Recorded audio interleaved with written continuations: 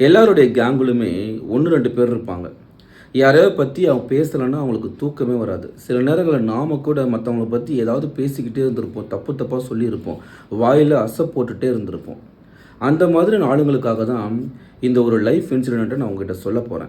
Saint Philip நேரி அப்படின்ற ஒருத்தர் இருக்கிறாரு. அவருடைய ஃபீஸ்ட்ட நம்ம மே 26 கொண்டாடுறோம்.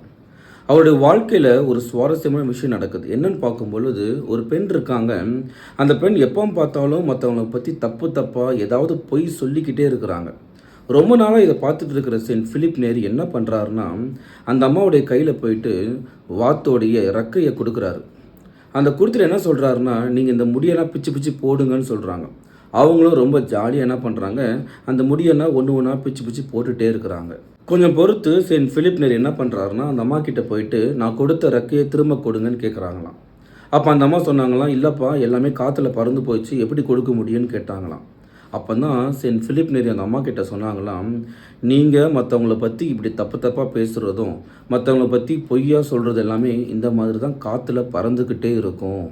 அத தயவு செஞ்சு நிப்பாட்டுங்கன்னு" சொன்னாங்களாம். சில நேரங்கள்ல நாமளும் மத்தவங்கள பத்தி ஏதாவது தப்பு தப்பா பேசிக்கிட்டே இருப்போம். மத்தவங்கள பத்தி நம்ம நெனச்சு பார்க்கலன்னா நமக்கு தூக்கமே வராது.